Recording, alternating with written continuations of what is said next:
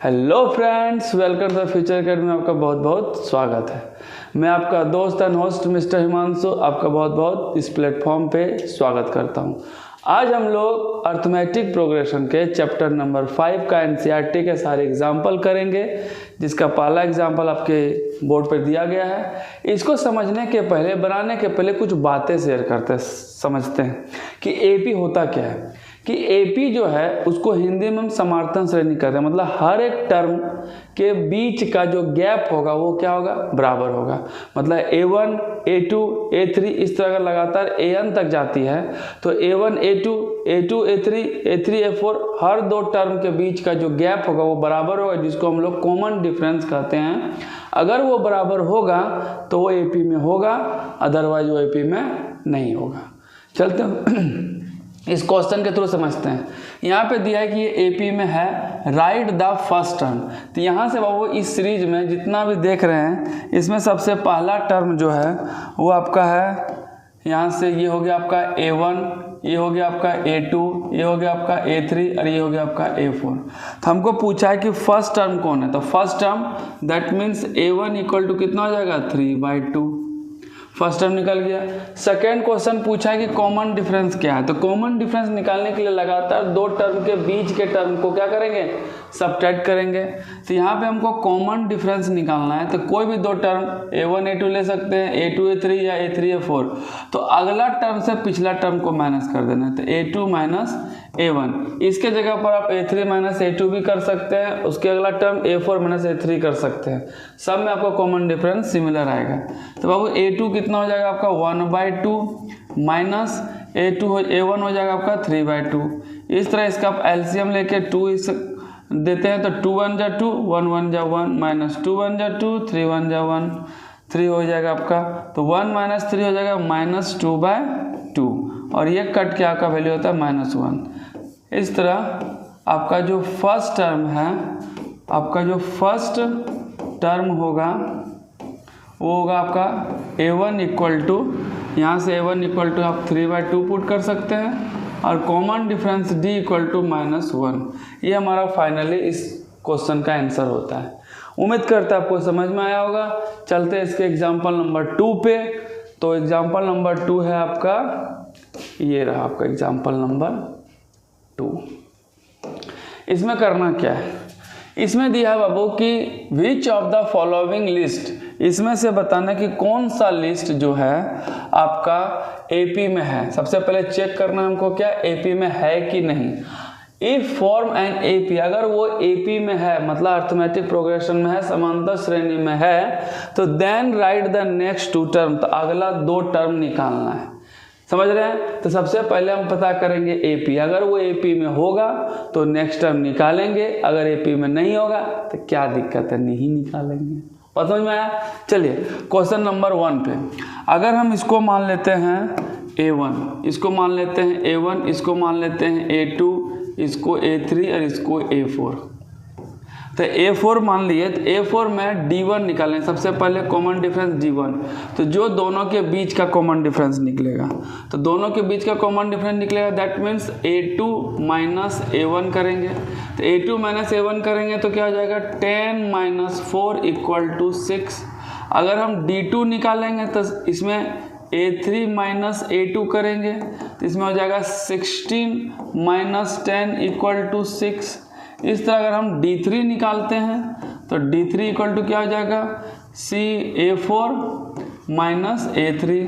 तो A4 का value दिया है बाबू यहाँ पे 22 माइनस 16 इक्वल टू आपका हो गया 6। इस तरह देख रहे हैं कि D1, D2, D3 तीनों का तीनों क्या है, इक्वल है। और जब ये तीनों इक्वल हैं, लास्ट टर्म तो 22 था, वहाँ तक चेक कर लिए। इस तरह तीनों के तीनों टर्म अगर इक्वल है, दैट मीन्स ये क्या है, एपी में है। समझ में आया।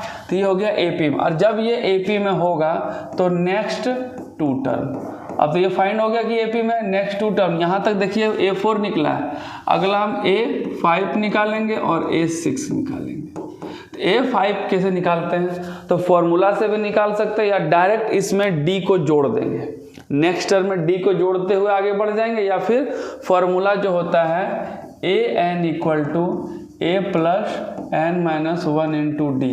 इस वैल्यू में n के जगह पे हम पुट करेंगे 5 है तो 5 पुट करके ला सकते हैं, या फिर लास्ट टर्म में हम d जोड़ के आगे बढ़ सकते हैं। तो हम डायरेक्ट इसमें d जोड़ेंगे तो d हो गया आपका इसमें लास्ट टर्म 22 प्लस 6 ये हो जाएगा आपका 28, मतलब दैट मीन्स a5 हो गया 28, और दूसरा हो गया लास्ट टर्म फिर 28, मतलब a5 में फिर d जोड़ेंगे, 6 जोड़ दिए तो इसका आंसर हो जाएगा 8 6 हो गया आपका 14 और ये 34। लेकिन हम इसको आपको फॉर्मूला से भी समझा देते हैं। अगर हमको a5 निकालना है, an के जगह पर हम a5 पुट करेंगे तो यहाँ a का वैल्यू हो जाएगा, यहाँ से a का वैल्यू 4 प्लस n-1 d का वैल्यू यहाँ से 6 पुट किए तो वैल्यू होगा 4 प्लस 4 इंटू 6, इस तरह जाएगा 4a प्लस 24 इक्वल टू आ गया मेरा 28, जो मेरा ये वैल्यू आ गया।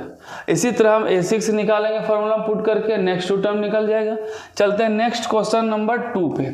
इसमें लिखा हुआ है बाबू कि यहाँ भी एक सीरीज दिया हुआ है, ये हो गया आपका a1, ये हो गया a2, ये हो गया आपका a3 और ये हो गया आपका a4। इस तरह अगर हम d1 निकालेंगे तो a2 माइनस a1, तो a2 का वैल्यू हो गया -1, इसमें माइनस करना इसको तो 1 कर दिए -1, तो -1 हो गया -2।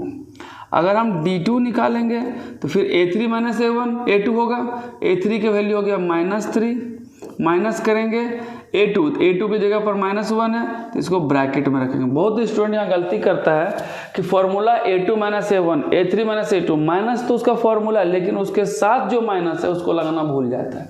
जैसे यहाँ पे था a3 का वैल्यू -3 दिए, माइनस तो फॉर्मूला का a2 का वैल्यू -1 है तो -1 पुट करेंगे। यहाँ पे नेक्स्ट हो जाएगा आपका -3 प्लस 1 और ये वैल्यू आ गया आपका -2।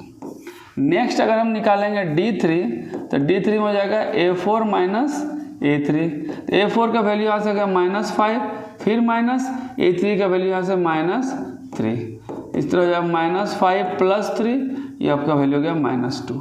इस तरह आप देख रहे हैं कि d1 d2 d3 तीनों का वैल्यू सेम होते हैं, इस तरह ये AP में है। चलते हैं इसके नेक्स्ट टू टर्म को निकालेंगे। नेक्स्ट टू टर्म का वैल्यू क्या होगा, यहाँ तक तो a4 निकला है, हम निकालेंगे a5 और a6। a5 और a6 में उसी तरह सेम d जोड़ते जाएंगे, तो यहाँ पे आपका आखिरी टर्म हो गया -5। अब -5 में -2 ऐड करेंगे तो -5 प्लस -2 ऐड किए तो -5 2 हो गया -7। सेम -7 में फिर प्लस ऐड करेंगे -2 तो जाएगा -7 2 इक्वल टू -9, और आप इस फॉर्मूला से भी निकाल सकते हैं, आपकी मर्जी। चलते हैं क्वेश्चन नंबर 3 पे। 3 में दिया है बाबू इसमें कि इसमें भी है a1, ये a2, ये a3, ये a4 और ये a5। सबसे पहले हम निकालेंगे d1। d1 को लिख सकते हैं a2 माइनस a1, तो a2 का वैल्यू हो गया ऐसे 2 माइनस दिए और a1 का वैल्यू -2 है तो -2 ब्रैकेट में रखेंगे ताकि 2 प्लस 2, क्योंकि माइनस प्लस 2 इक्वल टू हो गया 4। नेक्स्ट अगर हम निकालते हैं d2 तो d2 का वैल्यू क्या हो जाएगा a3 माइनस a3 का वैल्यू अब यहाँ से -2 और माइनस का माइनस और 2 का वैल्यू हो जाएगा आपका 2, इस तरह ये हो जाएगा -2 -4। हम देख रहे हैं कि d1 not equal to d2 है, so it is not in AP। तो इसलिए पता चल गया क्योंकि इसका कॉमन डिफरेंस इक्वल तो है नहीं, और जब कॉमन डिफरेंस इक्वल नहीं है तो AP में नहीं होगा, और जब AP में नहीं होगा तो 2 टर्म निकालने का जरूरत ही नहीं है, हम नहीं निकालेंगे। चलिए इसी तरह क्वेश्चन नंबर 4 पे आते हैं। इसमें भी बाबू दिया आपका a1 a2, ध्यान से देखिएगा। यहाँ पर ये आपका a1 हो गया, ये a2, ये a3, ये a4, a5, ऐसे करके डॉट आगे बढ़ रहा है। सबसे पहले हम कॉमन डिफरेंस निकालेंगे d1। d1 का वैल्यू होता है a2 माइनस a1, तो a2 यहाँ पे 1 माइनस 1 इक्वल टू हो गया 0। अगर हम d2 निकालेंगे सेम a3 माइनस a2, तो यहाँ से हो जाएगा 1 माइनस 1 इक्वल टू 0। फिर अगर हम d3 निकालेंगे तो d3 में हो जाएगा a4 माइनस a3, और a4 का वैल्यू यहाँ से 2 है तो 2 माइनस 1 करेंगे तो ये 1। इस तरह देख रहे हैं D1 D2 तो इक्वल है लेकिन D3 इक्वल नहीं है, और जब D3 इक्वल नहीं है तो वो AP में होगा नहीं। कोई भी एक मिसमैच करेगा तो वो AP में बिल्कुल भी नहीं हो सकता है। और जब AP में नहीं होगा तो हम उसका नेक्स्ट टर्म निकालने का कोई ज़रूरत नहीं है। समझ गए बच्चों? चलते हैं नेक्स्ट क्वेश्चन एग्जाम्पल नंबर 3 पे। गर्दा उड़ा देंगे एकदम, लगे रहिए, बने रहिए, हम आपके साथ हैं।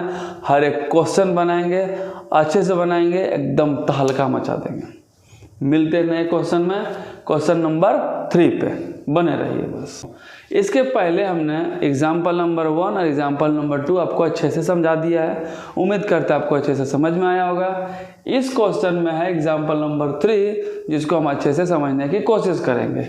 यहाँ पे दिया हुआ है कि find the 10th term of AP 2, 7 and 12। सबसे पहले इसको हम अच्छे से समझेंगे क्वेश्चन को, उसके बाद हम बनाने की कोशिश करेंगे। ये टर्म में हमको सबसे पहले 10 टर्म मतलब A10 निकालना है, और AP दिया हुआ है 2, 7, 12। सबसे पहले यहाँ पे लिखेंगे A1 का वैल्यू कितना है 2, A3 का वैल्यू आपका हो गया A2, और A3 का वैल्यू हो जाएगा यहाँ से 12। सबसे पहले हम कॉमन डिफरेंस CD निकालेंगे, जिसमें A2 माइनस A1 करेंगे। इसमें से 7 माइनस 2 के इक्वल टू 5 आ गया, फर्स्ट हो गया। सेकेंड में हमको क्वेश्चन है कि फाइंड द 10 टर्म, को निकालना है A10 इक्वल टू 1। चूँकि हमको पता है कि AN का वैल्यू होता है A plus N minus 1 into D, तो A10 निकालना है। तो A1 का वैल्यू कितना हो जाएगा यहाँ से 2, N का वैल्यू 10 माइनस 1 और D का वैल्यू यहाँ से 5। तो इस तरह 2 plus 9 into 5 equal to 2 plus 45, ये हो जाएगा हमारा 47। इसलिए A10 इक्वल टू हो गया आपका 47। ये हमारा फाइनल आंसर होता है। सबसे पहले क्या किए, A1, A2, A3 जो दिया हुआ था गिवन किया, फिर कॉमन डिफरेंस निकाले। कोई भी पिछला टर्म को इसके अगला टर्म से पिछला टर्म माइनस कर देंगे। 7 माइनस 2 तब भी 5, 12 माइनस 7 तब भी 5 आएगा। उसके बाद A10 निकालना है, formula A plus N minus 1 into D में पुट कर देना। उम्मीद करते हैं आपको समझ में आया होगा। चलते हैं इसके नेक्स्ट क्वेश्चन पे।